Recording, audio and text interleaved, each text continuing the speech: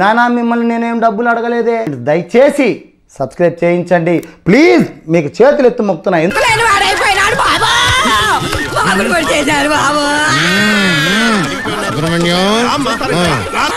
సుబ్రహ్మణ్యం ఆవిడ సంగతి చూసుకోవయ్యా, ఆవిడ తీయండి అయ్యా. చంపేయద్దు, వదులమ్మా తల్లి.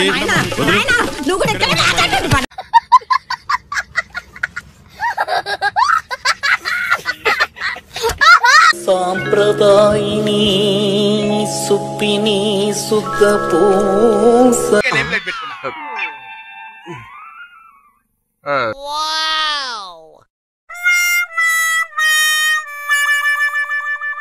దిష్టి పొరుగు దిష్టి ఈ ఊరు దిష్టి పక్కూరు దిష్టి అయినోళ్ళ దిష్టి కానోళ్ళ దిష్టి అందరి దిష్టి.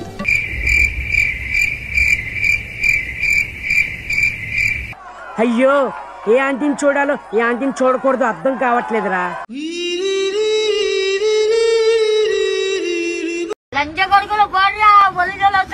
ERRI PUKAU ఎరుపుగో. మేము కక్ష సాధింపుగా లోపలేసామని చెప్పేటువంటి ధైర్యం లేదు. ఎరా వచ్చావా? ఇవాళ కూడా రాకపోతే కనపట్లేదు అని పేపర్లో ఇద్దాం అనుకుంటున్నా. ఖచ్చితంగా వంశీ గారితో మాట్లాడి, అతనే పారిపోయే రకం కాదు. బాబు నువ్వు ఏ నక్షత్రంలో పుట్టావరా? జుట్లో తగులుకున్నావు నాకు. సంవత్సరం తిరగకుండానే సానుభూతిని మూటగట్టి పెట్టించగలిగారు. చంపేస్తాను, నీ మొహం నాకు చూపించొద్దని ఎన్నిసార్లు చెప్పాలరా? ఎలా అవతల వాడిని ఏడిపించొచ్చో ఇట్లాంటివన్నీ కూడా చేస్తూ మరి మీరు చేసే పనుల వల్ల ప్రభుత్వమే పడిపోయేటట్టుగా ఉంది. మీ పార్టీకి మీరే గొయ్యి తవ్వుకున్నారు. చట్టంలో ఉన్న ప్రొసీజర్స్. యు ఆర్ రైట్, నీకు మందెక్కువైనా మైండ్ బాగానే పనిచేస్తోంది. ఎక్కడన్నా కక్ష సాధింపు ఉంటే అంటే చెప్తే ఎస్. పొద్దునే మొదలెట్టారా? జీన్స్ ప్యాంట్ కోటేసి అడుక్కోవడం కొత్త ఫ్యాషన్ ఏంటి? ఏం సాధించారా అంటే సునకానందం తప్పితే ఏమి సాధించలేదన్నది. ఏమన్నా పారిపోతాడా? పారిపోడు కదా. ఏం సాధించారు? కొంచెం తెలియగలడు నాకు మళ్ళీ, అందుకే ఆడ మెదడు మోకాల్లో ఉంది. లీగల్ ప్రొసీజర్స్ లో ఉన్నటువంటి నువ్వు చెప్పింది కరెక్టేరా, మన వాడి బుర్రలో అసలు ఏమీ లేదురా. వల్లభనేని వంశీ గారిని అరెస్ట్ చేసి 140 రోజులు తర్వాత ఈ రోజు ఎర్ర బాహమర్ది చాలా కాలానికి గుర్తొచ్చాను. అంటే 140 రోజులు ఎలా అంటే చేది నమ్మ బతుకు బురదలో పంది బతుకుతుంది, నువ్వు బతుకుతున్నావు ఎందుకురా? ఎదవన్నారు ఎదవ 5 ఏళ్ల క్రితం 10 ఏళ్ల క్రితం 14 ఏళ్ల క్రితం ఏదో సంఘటన జరిగిందని ఎవడో ఇవాళ కేసు పెడతాడంట. అసలు ఎందుకు ఇలా మారిపోయారు? మీరు వంశీ గారితో మాట్లాడాలి. అది నా సావు నేను వస్తా నీకెందుకు, నా సావు నేను వస్తా నీకెందుకు అని. కేసులు ఏమన్నా మమ్మల్ని తిట్టారు, మా నాన్న తిట్టారు, లేకపోతే మా ఇంటి వాళ్ళని తిట్టారు, ఆ కేసులు కాదు కదా. ఎంత మదం ఎంత మదం. వీళ్ళు మాత్రం జీతం తీసుకుంటాక పనిచేస్తారు కానీ వాదిస్తాక మాత్రం ఢిల్లీ బాబాయ్ రావాలండి. వాదిస్తాక ఎవరో ఢిల్లీ నుంచి రావాలి, మా బాబాయ్ వస్తాడని చెప్పని వాయిదాలు అడగటం. నీ కంటికి ఆయన ఎలా కనబడుతున్నాడు? ఫినాయిల్ తో మరుగుదొడ్లు కడిగే వాళ్ళ కనబడుతున్నాడా? లెక్కకి మిక్కిలి జీతం తీసుకుంటున్నటువంటి వాళ్ళు ఇక్కడ హైకోర్టులో పనిచేస్తారు. ఇంకా నేను నమ్ముకుంటే ఇదిగో ఇదే పాక ముందు శనక్కాయలు కొట్టుకోవాలి. ఇంకా ఎన్ని ఎత్తుగడలుంటే అన్ని ఎత్తుగడలు వేస్తూ లోకేష్ ని చంద్రబాబు నాయుడు గారికి సవినయంగా చెప్పదలుచుకున్నా.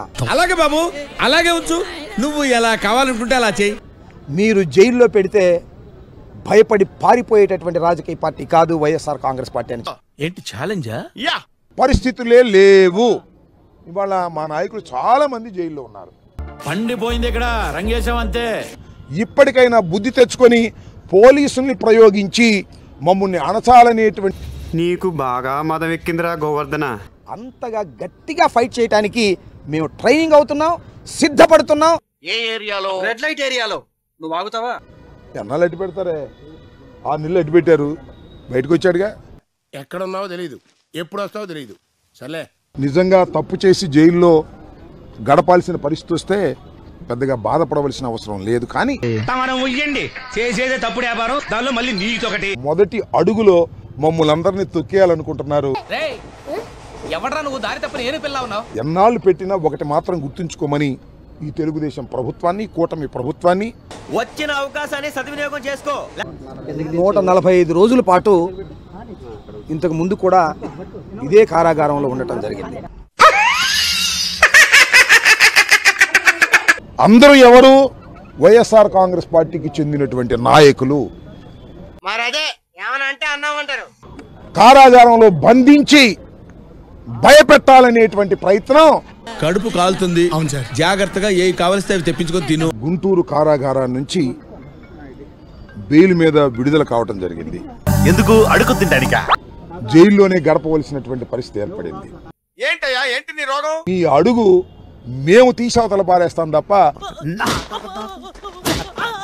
చంద్రబాబు నాయుడు గారి సుపరిపాలనలో జరుగుతున్నది ఎప్పుడు లేదు. ఇది అంతా గ్రహ బలం రా. మళ్ళా పెట్టాలని అనుకుంటారు, నాకు తెలుసు వాళ్ళ ఉద్దేశం. మరి ఎదవెవరు? నేనే కదా. నువ్వు ఆపేసుకున్నావు ఎదవని. నేను 89లో రాజకీయాల్లోకి వచ్చా. ఆడు 420 నా కొడుకు. జైల్లో పెట్టేటటువంటి కార్యక్రమం చంద్రబాబు నాయుడు గారు, లోకేష్ గారు చేస్తున్నారనేది మా అభియోగం. దోల్ తీర్చేస్తారు. ఈ తొలి అడుగులో ఇక్కడికి సుమారుగా 15 సార్లు వచ్చాను నేను. ఏంటి ఇప్పుడు అసలు నీకు ఎందుకు ఇవన్నీ, ఎందుకు అలా? చంద్రబాబు నాయుడు గారి సుపరిపాలనకు తొలి అడుగు అంట. నా నుంచి కాపాడడానికి నీకు ఎవరున్నారు? మళ్ళా నందిగం సురేష్ లాగా రెండోసారి లోపల పెట్టాలని చేస్తున్నారు. ఇప్పుడు ఎలా రా? నువ్వేం టెన్షన్ పడకరా, మేము ఉన్నాగా. మమ్మల్ని మీరు తొక్కలేరని కూడా ఈ సందర్భంగా చెప్పదలుచు. ఏది చేత కాకపోతే రాజీనామా చేయండి. పైన దేవుడు ఉన్నాడు, అన్నీ ఆయన చూస్తా ఉన్నాడు. ఇంకా బతికే ఉన్నావా? నాకున్న ఏకైక కోరిక మొదట చెప్పాను, ఇప్పుడు చెప్తా ఉన్నాను. మరణం వరకు జగనన్నతో ఉండాలనేది నా కాన్సెప్ట్. ఆయన మనిషిగా చనిపోవాలని మాత్రం కోరుకుంటా ఉన్నాను. నీ వల్లే రా నా జీవితం మొత్తం నాశనం అయిపోయింది. అక్రమ కేసులు పెట్టినటువంటి గన్నవరం మాజీ శాసనసభ్యులు వంశీ గారు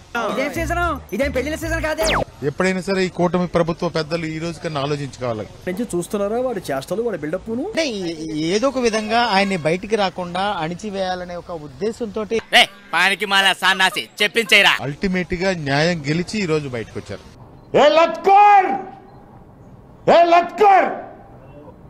కేసులన్నీ తప్పుడు కేసులు.